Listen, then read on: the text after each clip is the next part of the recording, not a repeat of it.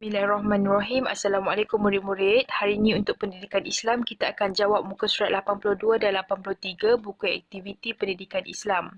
Di bawah tajuk Solatku sempurna.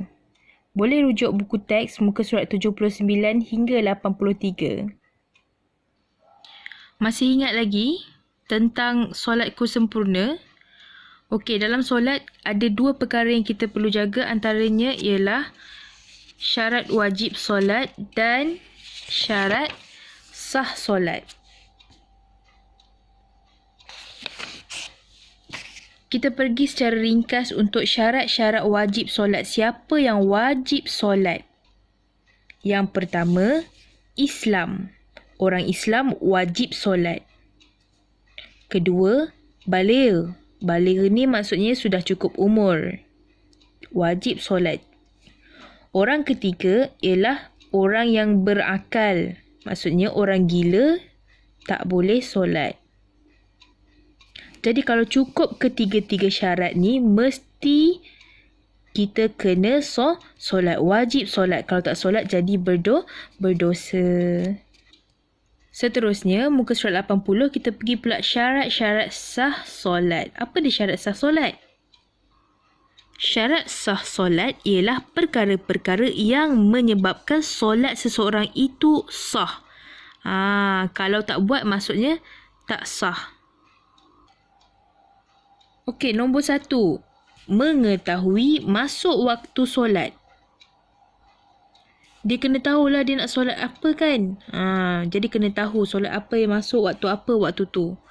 Okey, yang kedua, suci daripada hadas kecil dan hadas besar.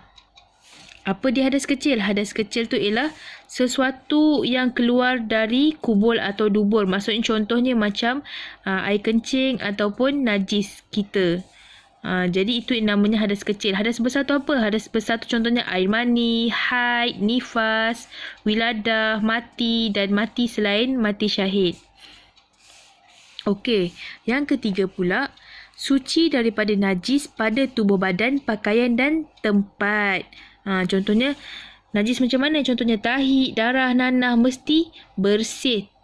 Tiada pada badan ataupun tempat kita nak solat tu. Kalau ada jadi tidak sah. Okey.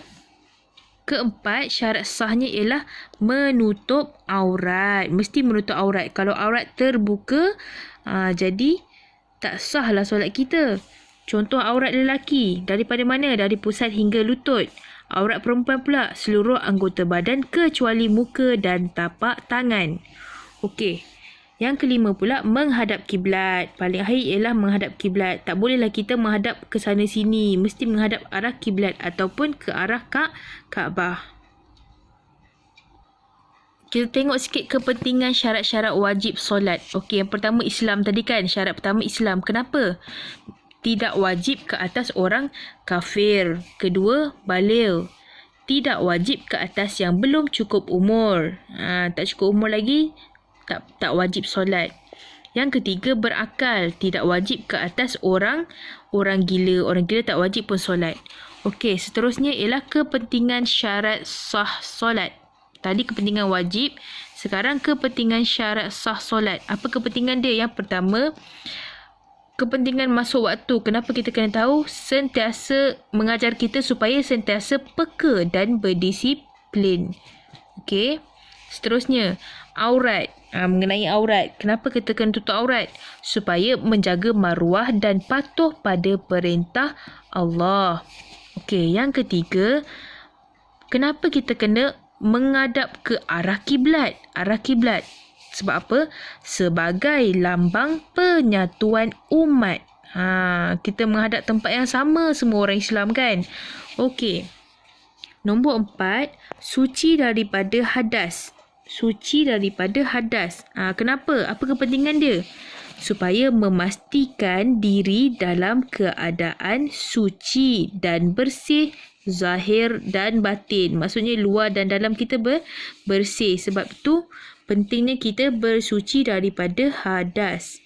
Yang kelima, suci daripada najis. Apa kepentingan kita suci daripada najis ni? untuk memastikan kebersihan sentiasa menjadi keutamaan. Jadi dalam solat ni dia banyaklah ajar kita macam-macam. Ajar kita penyatuan, ajar kita menjaga kebersihan. Seterusnya, kesan solat dalam kehidupan.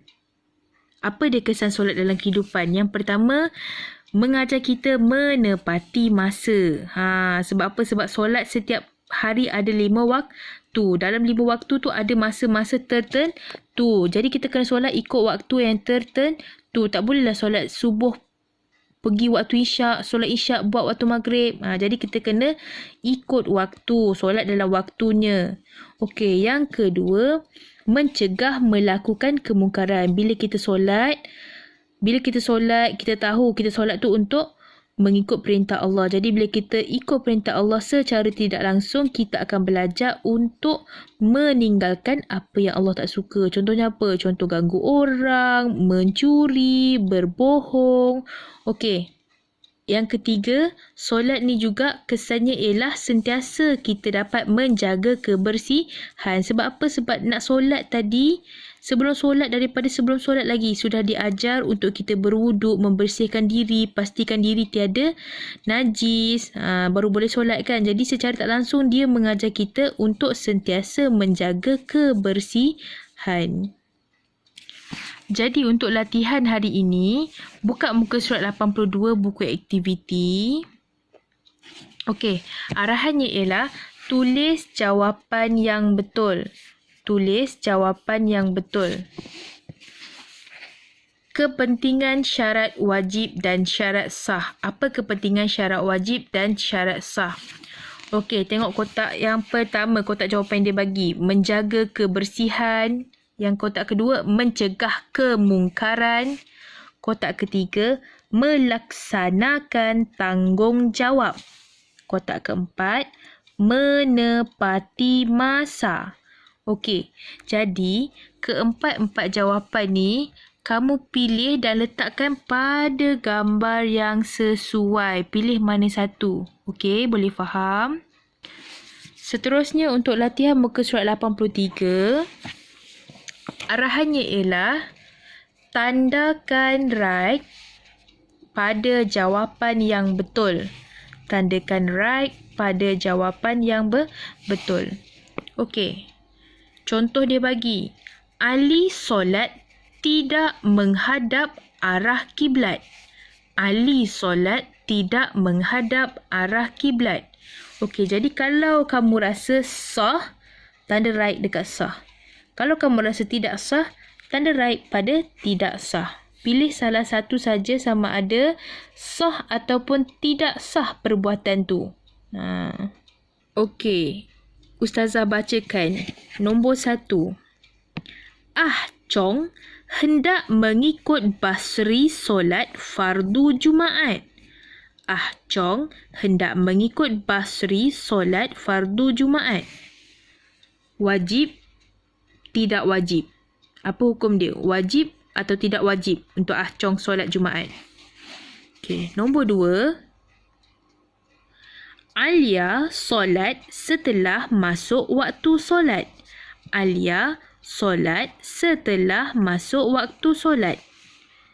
Sah, tidak sah. Okey, pilih salah satu, tanda right. Nombor 3. Setelah sembuh daripada penyakit gila, Usman solat maghrib. Setelah sembuh daripada penyakit gila, Usman solat maghrib. Apa hukum dia? Wajib, tidak wajib. Nombor 4. Ahmad solat dengan memakai pakaian sekolah. Ahmad solat dengan memakai pakaian sekolah. Apa hukumnya? Sah atau tidak sah? Nombor 5. Adik berumur 3 tahun mengikut ayah solat asar di masjid. Adik berumur 3 tahun mengikut ayah solat asar di masjid. Ni adiknya berumur 3 tahun ikut ayah solat di masjid. Apa hukum untuk adik itu solat? Wajib atau tidak wajib. Tanda right salah satu. Okey. Ini saja untuk kita hari ini. Kita jumpa akan datang. Terima kasih. Assalamualaikum.